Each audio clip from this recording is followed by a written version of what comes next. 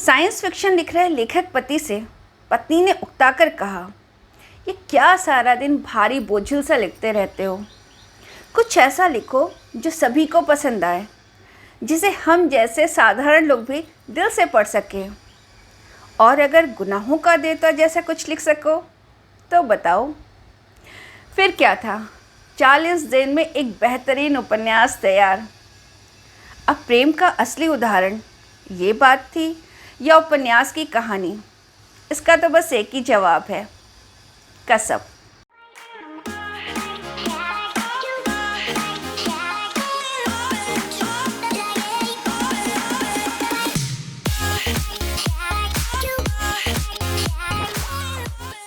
Hello दोस्तों, अंतरा the book shelf में मैं अर्चना।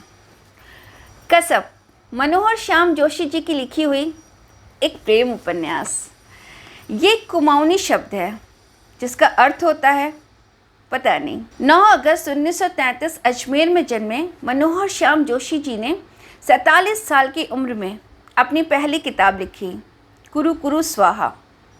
वो लेखन की दृष्टि से बहुत मैच्योर थी, लोगों ने उसे बहुत पसंद किया। ऐसे में जब 1982 में उनकी दूसरी किताब आई कसब, तो लोगों के दिलों में उतरनी स्वाभाविक थी। पर कसब की कहानी से पहले थोड़ी मनोहर श्याम जोशी जी के बारे में बातें बताना चाहूँगी। मुझे उनका व्यक्तित्व बहुत ही प्रभावशाली लगता है। नई पीढ़ी के बच्चे तो शायद ही जानते हों, लेकिन हम बीच की पीढ़ी के लोग टीवी के आने का रोमांच कभी भूल नहीं सकते। ऐसे में जब उन पर दैनिक धारावाहिक शुरू हुए तो हम सब इतना ज़्यादा इमोशनली अटैच्ड हो गए थे कि उनके सुख दुख हमें प्रभावित करते थे, बिल्कुल किसी फैमिली मेम्बर की तरह।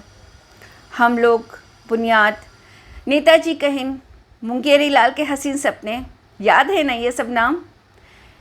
इन डेली सोप के जन्मदाता हैं मनोहर श्याम जोशी जी।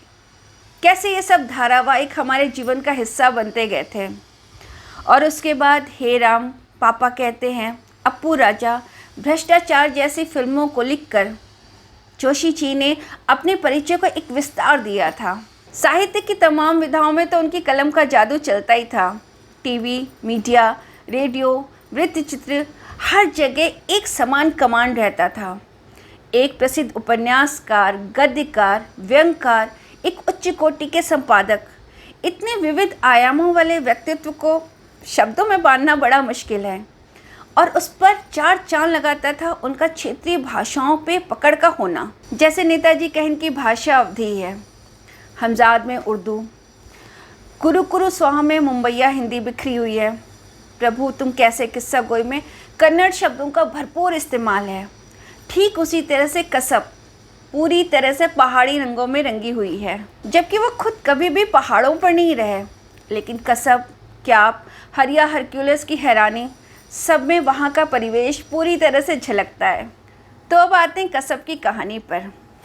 ये एक प्रेम कथा है जिसका नायक 22 साल का देवी दत्त, पर उसे अपना नाम रुमानी नहीं लगता, इसलिए वो खुद को डीडी कहलवाना पसंद करता है। और नायिका है 17 साल की इंटर में पढ़ने वाली मैत्रेयी शास्त्री उर्फ बेबी। दोनों की मुलाकात नैनीताल में एक शादी में होती है और उनमें आपस में पहली नज़र का प्यार हो जाता है। डीडी एक अनाथ लड़का है, वो काफ़ी गंभीर रहता है और मूडी भी है, लेकिन उसके पास उसके करियर के बहुत सारे सपने हैं।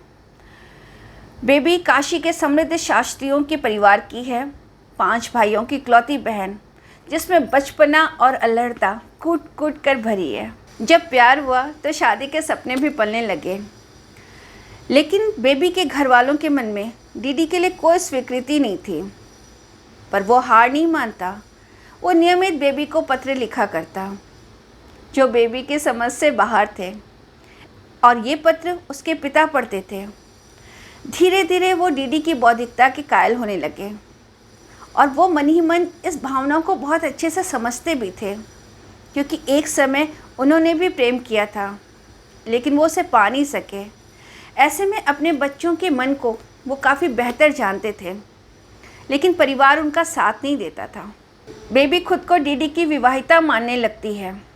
घर वाले शादी के लिए राजी हो जाते हैं। ऐसे में डीडी बहुत असमंजस में पड़ जाता है और बेबी के सारे प्रस्ताव को नकारते हुए अपने करियर के लिए अमेरिका चला जाता है।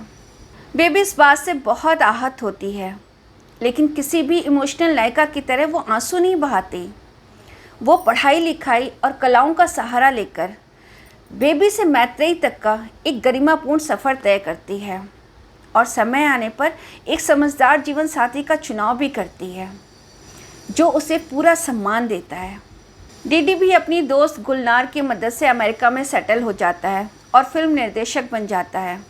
और 24 सालों के बाद जब वो बेबी और उसके परिवार से टकराता है तो बहुत सहज ढंग से मिलता ज़रूर है, लेकिन एक खालीपन रह जाता है। कसब की कहानी है तो प्यार भरी, लेकिन मुझे थोड़ा कम मान पाई।